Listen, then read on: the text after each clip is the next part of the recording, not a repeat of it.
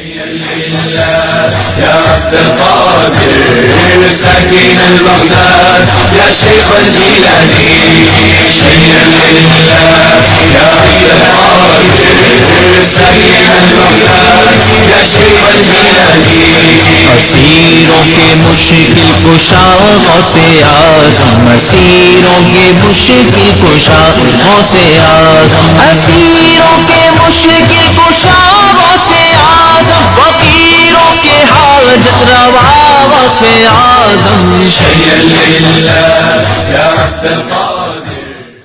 تو روزہ ڈھال ہے اور جہنم سے آزادی کا ایک اہم ذریعہ ہے. روزہ اللہ اور بندے کے مابین ایک راز ہے.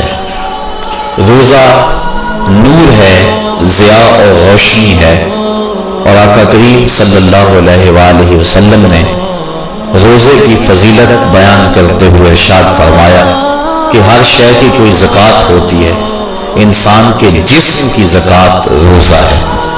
اگر روزہ رکھے گا تو جسم زکوٰۃ ادا کرے گا. جس طرح زکوٰۃ سے مال پاک ہوتا ہے، روزے سے جسم پاک ہو جاتا ہے.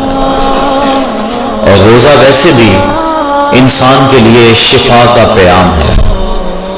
فرمایا کہ سحری کھایا کرو، چونکہ سحری کے کھانے کے اندر بھی اللہ نے برکت رکھی ہے.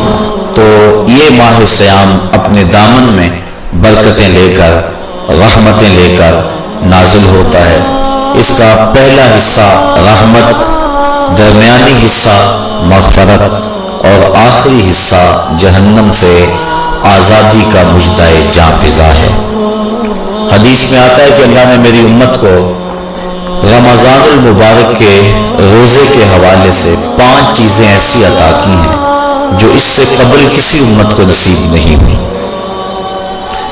ایک تو یہ کہ رمضان المبارک کے اندر روزہ رکھنے والے کے میدے سے جو بو نکلتی ہے، اللہ کو وہ مشک سے زیادہ محبوب ہے. دوسری بات کہ جب ماہ صیام آتا ہے تو شیاطین کو جکڑ دیا جاتا ہے.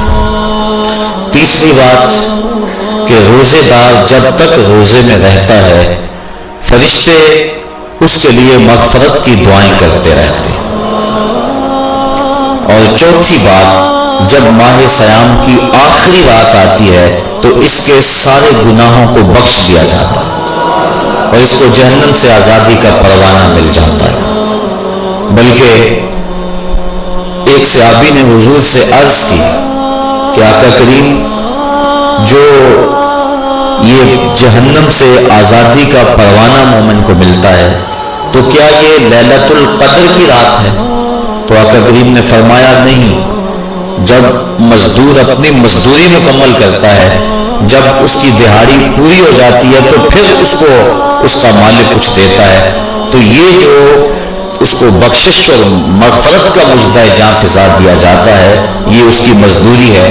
اور فرمایا کہ جو لیلۃ القدر کی برکتیں اس کو حاصل ہوتی ہیں، یہ اس کے علاوہ.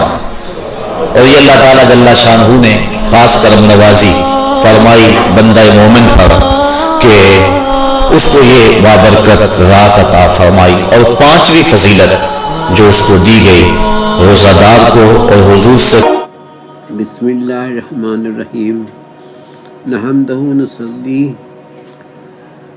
علی رسولہ الکریم صلی اللہ تعالی علیہ وسلم. الحمدللہ رب العالمین والصلاة والسلام علی سید المرسلین وعلی آلہ اصحابہ اجمعین.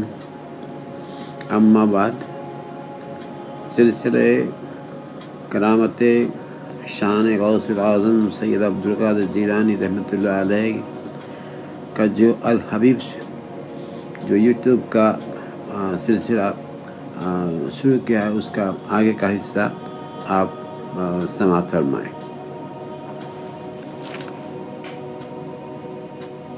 بسم اللہ الرحمن الرحیم. السلام علیکم.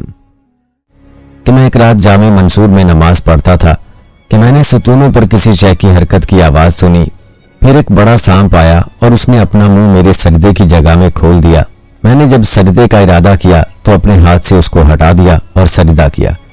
پھر جب میں اتحیات کے لیے بیٹھا تو وہ میری ران پر چلتے ہوئے میری گردن پر چڑھ کر اس سے لپٹ گیا۔ جب میں نے سلام پھیرا تو اس کو نہ دیکھا۔ دوسرے دن میں جامع مسجد سے باہر میدان میں گیا تو ایک شخص کو دیکھا جس کی آنکھیں بلی کی طرح تھیں اور قد لمبا تھا، تو میں نے جان لیا کہ یہ جن ہے۔ اس نے مجھ سے کہا، میں وہی جن ہوں جس کو آپ رحمت اللہ علیہ نے کل رات دیکھا تھا۔ میں نے بہت سے اولیاء کرام رحمت اللہ عالمین کو اس طرح آزمایا ہے جس طرح آپ رحمت اللہ علیہ کو آزمایا، مگر آپ رحمت اللہ علیہ کی طرح ان میں سے کوئی بھی ثابت قدم نہیں رہا۔ ان میں بعض وہ تھے جو ظاہر و باطن سے گھبرا گئے، بعض وہ تھے جن کے دل میں اضطراب ہوا اور ظاہر میں ثابت قدم رہے، بعض وہ تھے کہ ظاہر میں مضطرب ہوئے اور باطن میں ثابت قدم رہے۔ لیکن میں نے آپ رحمت اللہ علیہ کو دیکھا کہ آپ نہ ظاہر میں گھبرائے اور نہ ہی باطن میں۔ اس نے مجھ سے سوال کیا کہ آپ مجھے اپنے ہاتھ پر توبہ کروائیں۔ میں نے اس سے توبہ کروائی۔ شیخ عبداللہ جبائی رحمت اللہ علیہ بیان کرتے ہیں کہ ایک مرتبہ حضرت شیخ عبد القادر جیلانی رحمت اللہ علیہ نے مجھ سے ارشاد فرمایا کہ میرے نزدیک بھوکوں کو کھانا کھلانا اور حسن اخلاق کامل زیادہ فضیلت والے اعمال ہیں۔ پھر ارشاد فرمایا، میرے ہاتھ میں پیسہ نہیں ٹھہرتا، اگر صبح کو میرے پاس 1000 دینار آئیں تو شام تک ان میں سے ایک پیسہ بھی نہ بچے کہ غریبوں اور محتاجوں میں تقسیم کر دوں اور بھوکے لوگوں کو کھانا کھلا دوں۔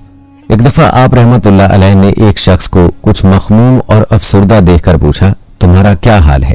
اس نے عرض کی، حضور والا، دریائے دجلہ کے پار جانا چاہتا تھا، مگر ملاح نے بغیر کرائے کی کشتی میں نہیں بٹھایا اور میرے پاس کچھ بھی نہیں۔ اتنے میں ایک عقیدت مند نے حضور حضرت شیخ عبد القادر جیلانی رحمت اللہ علیہ کی خدمت اقدس میں حاضر ہو کر 30 دینار نذرانہ پیش کیا تو آپ رحمت اللہ علیہ نے وہ 30 دینار اس شخص کو دے کر فرمایا، جاؤ یہ 30 دینار اس ملاح کو دے دینا اور کہہ دینا کہ آئندہ کسی غریب کو دریا عبور کرانے پر انکار نہ کرے۔ روزانہ رات کو آپ رحمت اللہ علیہ کا دسترخوان بچھایا جاتا تھا جس پر آپ رحمت اللہ علیہ اپنے مہمانوں کے ہمراہ کھانا تناول فرماتے، کمزوروں کی مجلس میں تشریف فرما ہوتے، بیماریوں کی عیادت فرماتے، طلب علم دین میں آنے والی تکالیف پر صبر کرتے۔ دوستو، حضرت شیخ عبد القادر جیلانی رحمت اللہ علیہ کی زندگی کا مطالعہ کیا جائے تو حضرت شیخ عبد القادر جیلانی رحمت اللہ علیہ ہر لحاظ سے حضور نبی کریم صلی اللہ علیہ وآلہ وسلم اور صحابہ کرام کی کامل اتباع کرتے نظر آتے ہیں۔ شیخ عبد القادر جیلانی رحمت اللہ علیہ کے ارشادات اور مواعظات میں انتہائی شدت کے ساتھ اتباع سنت و پیروی شریعت کی دعوت دی گئی ہے، بلکہ شیخ عبد القادر جیلانی رحمت اللہ علیہ نے وفات سے پہلے اپنے لڑکے کو وصیت کرتے ہوئے فرمایا، تجھ پر لازم ہے کہ اللہ کی اطاعت کرے اور اسی سے ڈرتا رہے اور کسی سے نہ ڈر۔ اللہ کے سوا کسی سے امید بھی مت باندھ اور اپنی تمام حاجتوں کو صرف اللہ ہی کی طرف رجوع کر اور جو کچھ مانگنا ہو صرف اسی سے مانگ۔ توحید کو لازم پکڑ، اس لیے کہ توحید اجماعی مسئلہ ہے۔ ایک جگہ آپ رحمت اللہ علیہ فرماتے ہیں کہ مخلوق سے سوال کرنا ضعف معرفت کی دلیل ہے۔ ایک مرتبہ آپ رحمت اللہ علیہ نے فرمایا، آخرت کو سرمایہ بناؤ اور دنیا کو اس کا نفع۔ اسی طرح ایک مرتبہ ارشاد فرمایا، حصول مقصد میں ناکامی پر اللہ سے شکوہ کرنا ممنوع ہے۔ حضرت شیخ کے یہاں رہبانیت کی تعلیم نہیں، وہ دنیا کے استعمال اور اس سے بقدر ضرورت انتفاع سے منع نہیں فرماتے، اس کی پرستش اور غلامی اور اس سے قلبی تعلق اور عشق سے منع فرماتے ہیں۔ حضرت ایک موقع پر فرماتے ہیں کہ دنیا میں اپنا مقسوم اس طرح مت کھا کہ وہ بیٹھی ہوئی ہو اور تو کھڑا ہو، بلکہ اس کو بادشاہ کے دروازے پر اس طرح کھا کہ تو بیٹھا ہوا ہو اور طباق اپنے سر پر رکھے ہوئے کھڑی ہو۔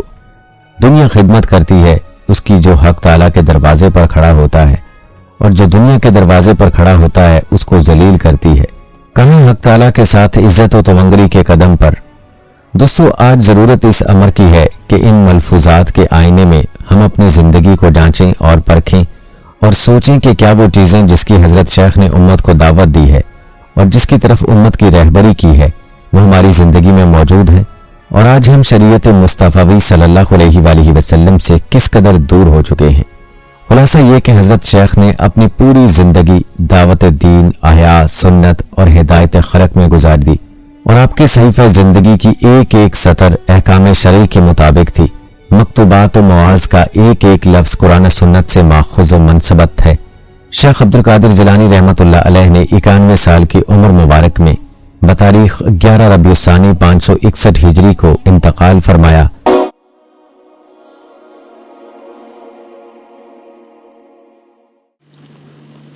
اور और उसका दामन पकड़ कर अपने ज़िंदगी के आलम को ज़्यादा नूरानी बनाए और आपकी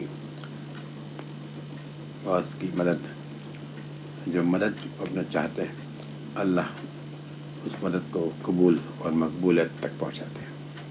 रब्बना आतिना फिद दुनिया हसनतुम व फिल आखिरति हसनतुम व क़िना अज़ाबन्नार। अस्सलाम।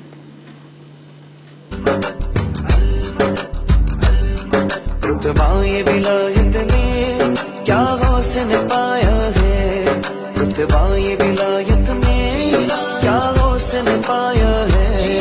अल्लाह ने वलियों का सुल्तान बनाया है, अल्लाह ने वलियों का सुल्तान बनाया है दस्ते अली सर पर हसनैन का साया है दस्ते अली सर पर हसनैन का साया है।